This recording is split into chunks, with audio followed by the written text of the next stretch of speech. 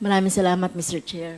Siguro magte-take off ako dun sa sinabi kanina ni Kong Pancho, no? As regards to the agriculture land. So sa DA po, so ilang hectares pa po ba ang agriculture lands natin sa ating bansa?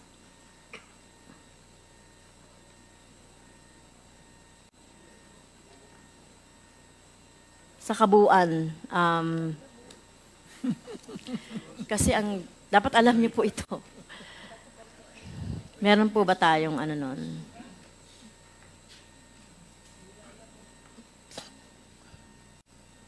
Sige po. Yes po. Deputy Your Honor, Director for Estrada. rice, we have about 2 to 2.1 million hectares po. For rice? Yes po. So hindi po ba yung agricultural land sa ngayon, parang nag-ano ng gamit? Parang kung rice ngayon, next time parang iba na naman ang itinatani o yung multi-cropping. So meron ba kayong data ng ganun po? So kung sa rice ay 2.1 million hectares, so ano pa po ba dun sa ibang mga crops po natin? Yusek?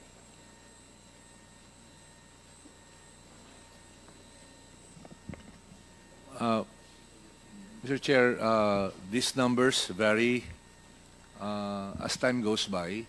As you're aware, more than 55% of our land area is considered agricultural. That's the total by law. But over the years, you are also aware that there's been many changes, and this occurs almost annually. What we will do now, and we don't have the actual number, if you're going to ask us for, say, how much is rice, banana. Okay, so but we can provide that. Can you provide that But we can provide next that to you. meeting? Tinatanong ko ito, Mr. Chair, kasi mahalaga doon sa kasi yung ginagawa natin sa Kinta for food security, no, stability ng ating mga pangangailangan, agricultural.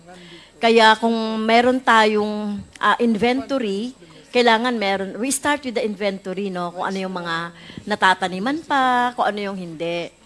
At meron ba tayong sa DA po? Meron ba tayong batas na paano po natin nami-maintain itong mga agricultural land? Katulad na sinabi ni Kong Pancho kanina, na hindi siya nako-convert doon sa iba pang gamit. Kasi otherwise, kung wala po tayong batas, paano po pinangangalagaan ng DA itong ating mga remaining na mga agricultural lands? Meron ba kayong batas na ginagamit po or pwede nating implement kaugnay po sa pag-maintain ng ating mga different kinds of agricultural lands po? If I may respond, the land use reclassification is within the domain of the local government. They do have limitation that they cannot convert more than 10%.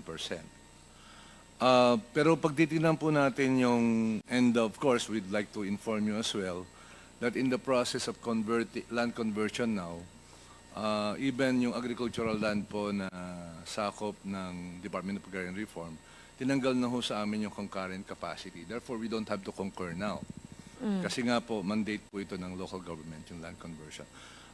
As to what is the available law for us, meron po tayo, yung po ating APMA law, provides for the development and creation of what we call sub-DCs. Minention ko na po ito nung nagdaang pagpupulong na ito pong implementation ng sub-DC is, actually, for lack of better term, less than desirable. And so this is a big backlog for us. Kanina po, binanggit din na the way to really address that issue is to confine the development to those agricultural development to areas that are considered sub-DC or declared sub-DCs. Kasi may provision po doon na hindi po pwedeng baguhin ang paggamit ng lupa na yun sa loob ng 10 taon. And so we agree with you that that process has to be installed. Ang department po ngayon, tumitingin kami doon sa data sa baba and dahil the granularity of information is very critical in arriving and identifying these land areas in real sense, meaning madali ho sa papel pero yung physical talaga na inventory, hindi po ito nagagawa pa, but that has to be done. So, Mr. Chair, baka sa ganitong sitwasyon natin, so nakikita natin later on siguro paglipas ng panahon, mawawalan na tayo ng agricultural lands kung sakali na wala talagang batas na talagang pagbabawal na ma-convert. Kasi with due respect po sa mga LGU, so syempre, ang LGU naman, ayan si Vice Gov. Sa LGU po ba, sa LGU po ba, meron din po ba kayong ginagamit na ordinansa or batas po para ma-maintain yung mga agricultural land? Na katulad po na sinasabi ni Kong Pancho na ginagamit yon sa iba na yung gamit niyan ngayon, ginagawa na siyang subdivision or whatever, na iba nang gamit sa agriculture land. So, meron po ba kayong gano'n na mga ordinansa as far as mga LGUs are concerned po? Actually, Madam Chair, is that we just only depend on our national law as regards to conversion. But our comprehensive land use plan, ini-integrate namin doon yung pagbabawal sana. Mr. Chair, Yes, oo.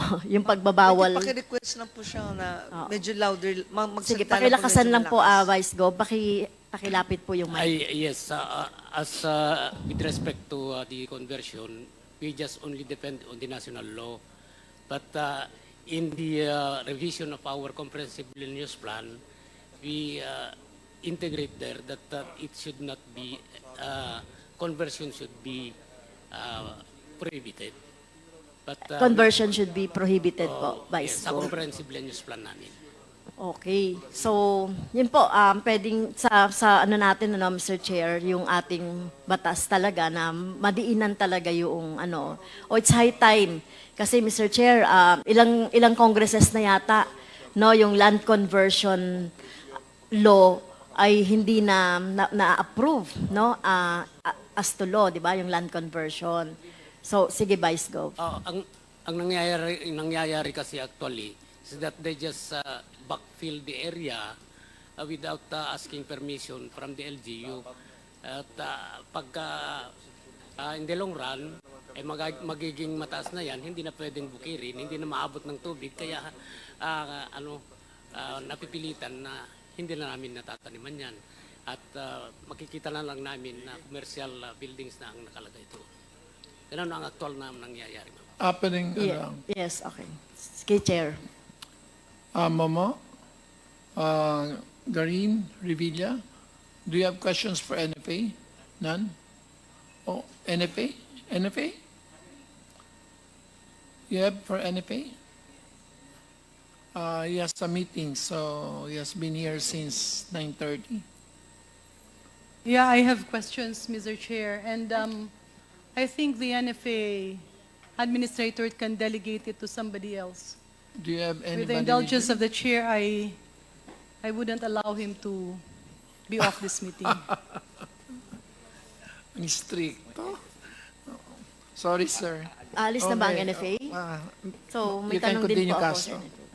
Sige, thank you, Vice Gov, doon sa information. So, first, yung point ko, Mr. Chair, it's high time talaga na ipas na natin yung law, doon sa pagbabawal ng land conversion, especially doon sa mga agricultural land natin, to prevent po nung kasi mas mabilis, Mr. Chair, yung pagbibuild ng mga subdivision, ng mga establishment, kaysa yung pagtatanim na pagde-develop ng ating mga land. Okay. Next question po. Meron po ba tayong data? Ilan pa po ba ang ating mga magsasaka? 3.4. 3.4? So, ilan po ang ating mga magsasaka? Nandiyan pa po ba sila? Or ano na? 3.4 ba? Magsasaka.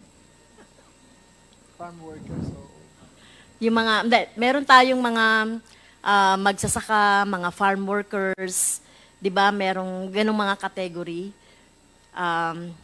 Ano-ano po ba yung mga category ng ating mga workers po sa agriculture?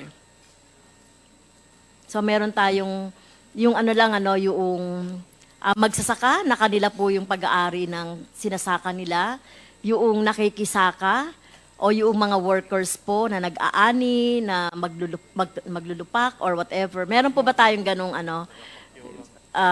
Meron po ba tayong ganong data, Mr. Chair? Yes. We do have here, meron po kaming register system for farmers. At meron din pong register system sa Fisher Folk. Yung Fisher Folk po, 2.1 million, if I'm not mistaken. Yung pong RSBSA natin, hinahanap lang po namin to be very, very clear on the number. Okay, pakipasa na lang po no yung number. Meron pong category po ba yan? Yung mga farm workers po, Yusek Perez. Doon po sa, ang nirerehistro po kasi sa mga, and then I guess, doon po sa mga registry natin, ang nirerehistro po doon sa tinatawag nating Fisher Folk Registry includes, number 1, yung pong mga nangingisda, pangalawa po yung fish workers, pati po fish vendor, nakalagay po doon. At saka po yung mga member ng commercial fishing vessel. Okay, meron So po kayong meron po silang category na gano'n. Okay. Ganon din po ba sa And mga... we will submit that. Okay. Thank you, Yusek. Yung sa mga magsasaka po, meron kayong ganon, mga corn farmers, yung mga sugarcane farmers, yung mga ganon po. We will also submit that. But for your information po, ngayon po ina-update namin siya kasi dini-geotag na rin namin yung lupa kung saan sila nagsasaka. And so we have a better number, but I think kasi nasa process po tayo ng pag-update, hindi po kompleto, but what we have, we can send it to you. Okay. Kaya ko po tinanong ito, Mr. Chair, no? So mahalagang alam natin yung ating mga benepisyaryo, no? Ano man yung mga programa natin sa agrikultura at pangalagaan natin, yung kanilang mga benepisyo. Dahil ngayon kasi nagkukulang na tayo, no, ng mga farmers. Marami mga hindi na nagtatanim, o yung kanilang mga anak talagang ayaw na rin talagang magtanim. At kung hindi natin pangangalagaan sila at hindi natin sila talagang bibigyan ng mga ayuda, ng mga supplies para sa kanilang pagtatanim, ay paano po no, natin maipapatupad yung food stability and sustainability. Okay, so ito po, Mr. Chair, mahalaga ito na makuha natin, no, Mr. Chair. Doon po ba, Vice Gov, doon po ba sa inyong asosasyon, NCIA, ang mga miyembro po ba ninyo ay mga, ano po, no, parang cooperative, para mga farmers po, tapos libre na ibinibigay ng NIA yung irrigation facilities? Yes, ma'am. Libre na yung irrigation water. So sa irrigation. bawat, Mr. Chair, sa bawat munisipyo or sa bawat city, meron po tayong mga miyembro ng NCIA. Meron, ma'am. Ilan Meron, po ma'am. yun? Ilan po yun? The number of farmer members of Irrigator Association presently is 1.3 million. So, yung 1.3 million po, Vice Gov, Mr. Chair, ito po ay ano no, lahat po magsasaka. Yes, ma'am. Okay, Because they so are the actual tillers. so meron silang hawak na at least, meron silang tinatamnan at least 3 hectares, tama po? No. Gaano The po karami? average is 1 hectare, ma'am. 1 hectare. Yes, ma'am. So pag may 1 hectare ka na, pwede na no, na mag-ano. Yeah. Up to how many hectares po? We are tilling more or less 1.7 million hectares. Ano po? 1.7. Yung coverage area ng Irrigator Association is 1.7. Okay, But it does 1.7. not mean na natatamnan yan every cropping. Meron din. So, ibig sabihin talagang ano to, Vice Gov, Mr. Chair, talagang mga maliliit na mga magsasaka, Yes, no? ma'am. Maliliit na Okay, magsasaka. so yun po, Meron pa kasing ang mas mababa may 1/4 hectare, 1/2 hectare. Kaya ang average is 1 hectare. Tapos po yung yield nila, yung kanilang, meron na rin po kayong facility para doon sa pagbebenta ng kanilang yield or natanim. Actually, ma'am, Irrigation wala, lang. Wala, irrigation lang ang ano. So paano po yun? Ano po yung nagiging sistema ngayon doon sa inyong 1.3 million na member na pinoprovide natin ng free irrigation? So bahala na sila magbenta kung saan-saan nila bibenta yung kanilang tanim. Yes, ma'am. Yes, ma'am. So wala kayong sistema rin. Wala pang sistema unless as of now we are trying to strengthen our cooperative so that we will Okay. Sa DA po, so halimbawa ito, meron na tayong 1.3 million na mga magsasaka po no, na binibigyan ng free irrigation. At kapag ano na po sila, nakapag-ani, ano na po yung mekanismo para naman yung ating mga magsasaka. Ito, mga maliliit na magsasaka to no? Mga 1.7 hectares. Ano po yung tulong na naman na ginagawa ng DA para yung kanilang mga o yung kanilang produkto ay mabenta? Meron po ba kayong ganong mekanismo? Ma'am,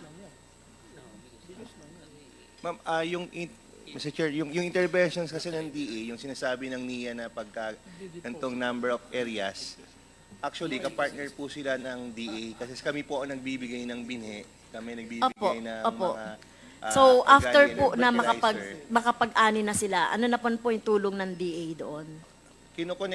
One is kinoconnect po namin clusters with NFA kasi dapat direct ang pinaka initial priority is to help NFA to accomplish yung local procurement nila. Okay. So, through Thank you NFA po. Okay. So, sa NIA po, ay sa NFA po, Admin Lacson. So, dito sa 1.3 million po na sinasabi po ni Vice Gov. So, lahat po ba ito, nakukuha niyo yung kanilang mga ani? Mr. Chair? Yes. Hindi po. Ang target po namin as buffer stock, kung kukumpara po natin sa total production na ito, nasa less than 4% lang po kami. Yun lang po ang aming kayang bilhin. Okay. Less than 4% lang noong mga inaani ng mga magsasaka. So otherwise, ito ay mapupunta na sa mga middleman, sa mga traders, sa mga nagmimil. So yun po ba? Okay. Mr. Chair, mahalaga po na kaya ko po na itanong ito mula doon sa pagbibigay ng support ng DA, tapos pagbibigay ng libreng patubig, going to kung saan man po dadalhin yung yung produkto ng ating mga magsasaka. Dapat po talaga merong sistema, mekanismo. So that, kasi itong mga magsasaka, kahit na sinasabi natin, yung palay, 23 pesos, ang dapat na bilhin sa mga magsasaka. Pero kung dadaan na yan po, Mr. Chair, sa mga traders, sa iba pang mga, alam naman natin, yung mga nagpo-profiteering at the expense ng mga magsasaka, ay tapos pupunta po sa mga consumer. So mahalaga po na merong mekanismo ang DA, kung mapapalawig yung function ng NFA, ay assured po yung ating mga magsasaka ng pagbabagsakan ng kanilang mga ani. Tama po ba ako, DA? Yes po, ma'am. Aside po kasi doon sa direct na investments on inputs, may mga pamahagi na rin po ang DA and also through the RCEP ng mga rice processing system. Although, kung kukumpara mo yun sa kabuang volume, medyo maliit pa rin yung porsyento. Pero ang intent is to expand this kasi talagang kailangan mo tulungan yung mga clusters natin na sila na mismo ang magdadry at magmimil para po yung kita, yung margin na sa merkado ay talagang sa mga farmers na rin po talaga mapapunta. Although maliit pa po yung kaubuang volume na ibibigay po ng mga infrastructure na to, pero ito po yung tinututukan na mabibigyan priority sa susunod na phase po ng RCEP at the same time po ng mga interventions po ng National Rice Program. Okay. So, bukod po sa dapat enhance yung capacity ng NFA din po to buy ng diretso sa local production, local procurement. Yes. Whether Mr. Chair merong RCEP or whatever, kahit nasa hindi sa rice, ang punto ko po ay matiyak, no? Matiyak na merong bibili ng produce ng ating mga magsasaka, no? At talaga mapakinabangan. No, kasi kahit naman po sinusuportahan kung yung food chain ay hindi natin naayos, no? Mahalaga yung food chain eh. Nung last time po, Mr. Chair, yung supply chain ang inano ko. So ito, yung chain, nung paano po mai-distribute. So, yun po, Mr. Chair, kaya kailangan natin talaga na, talagang expand yung ating, yung magiging function po ng NFA para matiyak na yung ating mga magsasaka ay mabibili yung kanilang mga produce, not only 4% lang po. So, yun po, Mr. Chair. Thank you. Yes. Addition lang po, Mr. Chair. Kasi sabi po ng ating representative, Vice Governor Remy Albano from LGUs po, sabi nyo hindi po nag-approve ang ating LGUs ng land conversion. Up to Never, ma'am. 5%. Wala naman na. Kasi meron po kasi dito, Section 20 of Republic Act 7160, that a municipality or city may through an ordinance passed by the Sanggunian after conducting public hearings for the purpose authorize the reclassification of agricultural lands. Dito, sa provincial government, sa probinsya namin lang, hindi kami Sa probinsya nyo po. wala pa Pero sa LGUs po, pwede po. I don't know, ma'am. Mr. Chair, excuse me po. Yes, yes. Mr. Chair, iba po kasi yung reclassification sa conversion. Yung conversion po sa DAR po ang ano niyan. But yung LGUs po, ang totoo niyan, pwede kami gumawa ng tinatawag namin Comprehensive Land Use Plan, CLUP. In fact, required po sa bawat LGU na merong CLUP, ma'am. So yun po yung reclassification ng land kung ano ba dapat siya. So nako-convert nyo nga po. Yung agricultural, nako-convert nga po. Kasi nakikita ko po kasi talaga agriculture, tapos magugulat ka, warehouse na po eh. Yeah, Minsan, subdivision na po. yes, depende po sa classification niya sa CLU. Depende sa LGU. Sa LGU po, yung classification nga niya. po. Kung industrial, pwede mo siyang i-convert to industrial. So, bawat LGU po may CLUP. Hindi, agriculture nga. We're talking about agricultural land na nako-convert. Yes. Ma'am, actually yan po. Kasi kahit ano pong discussion ang gawin natin, kung naiko-convert na po yung agricultural land, then this is useless. Kasi naiko-convert po eh. Yes, ma'am. Again, ulitin ko po, kung sa classification ng LGU sa kanilang CLUP, kung yung area na yon ay industrial, pwedeng industrial, pwede nilang i-convert. Yun po yung pagkakalam ko po dyan. Mr. Chair, last na. Ano ba? Nalimutan ko na i-request ko. No, NFA is excused by leave of Congresswoman Garin. Just say thank you. Okay, Congressman Castro. Ako na yung i-request ko, Mr. Chair, doon sa ano. Later na lang. Yes. Sir, ma'am, Mr. Chair, based on sa as of November 30 data ng RSBSA, we have 10.87 million registered farmers, farm worker, fisher folk, and agri-youth. Out of that, 2 million yung farm worker, 6.865 yung farmer, 2.797 yung fisher folk, and 284,000 yung agri-youth. And then, meron po itong by commodity. So, Mr. Chair, we will pakisubmit na lang, Yusek. Please. Ang isa kong palang i-request, Mr. Chair, baka pwede tayong mag-invite ng mga farmers association at saka yung retailers, yung sabi ko last Yes. time. Okay. Thank you, Mr. Chair. Thank you. Mr. Chair, can I one? Yes. Thank you, Mr. Chair.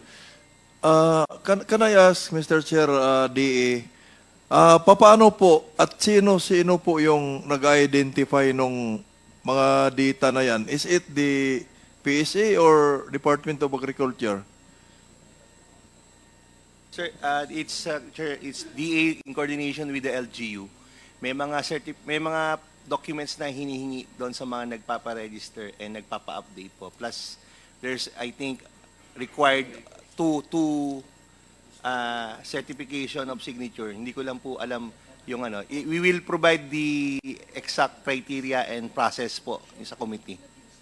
May existing circular ba, Mr. Chair, ang Department of Agriculture that determines the criteria tapos kung sino-sino yung nagsasurvey sa... Kasi ako, wala akong nakikitang nagsasurvey doon eh.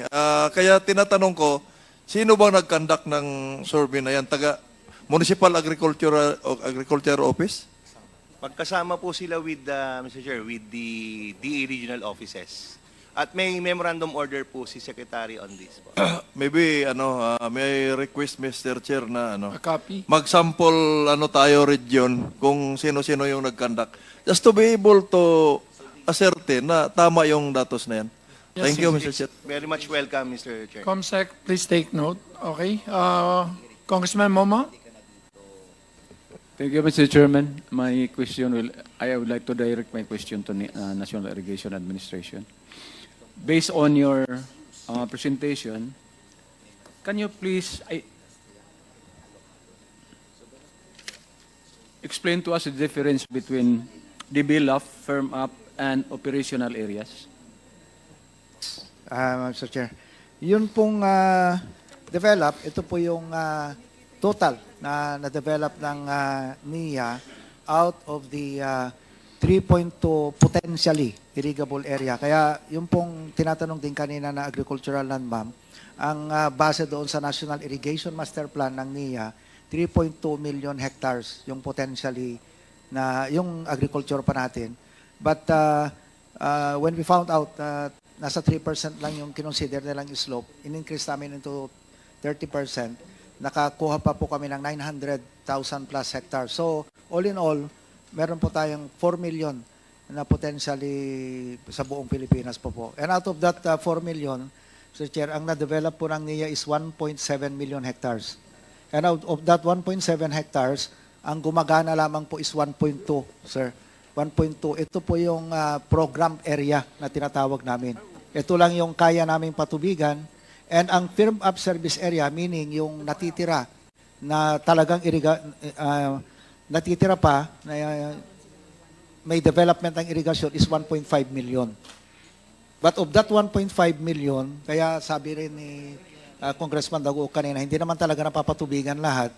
Kasi nga, yung 150,000 hectares needing restoration and repair, yun namang 150,000 hectares, wala ngang sira ang irigasyon, pero wala namang tubig. Kasi nga, hindi kayang patubigan na nung system. Dahil silted po yung ilog o kaya yung source, hindi po maganda yung source. Yan, ganun po. So 1.2 po ang talagang napapatubigan ng NIA sa ngayon. Well, sa figures kasi ninyo dito, anong tama? Yung developed area is 1.6, di ba? Dito sa presentation ninyo, 1.6 million hectares. Yung firm up is 1,500. Yes, sir. What is the difference between firm up and operational? Yung firm up po, ito po yung the whole pa na system natin. Yung ito po yung pwede nating patubigan sana. Ibig sabihin, ito po yung may irrigation facilities, sir. Yung operational area, ito lang po yung actual na napapatubigan. Ibig sabihin, yung operational area, yun talaga ang tinataniman natin. Yes. Sa ngayon. Po yung, opo. Kung na-irrigate, natataniman din po yung iba doon sa 1.5, pero sahod ulan siya nga ulit. Parang gano'n. So yung firm up, na-develop na yan siya. Yes. Yes, sir. Pero hindi pa fully developed. I mean, bakit kasi naguguluhan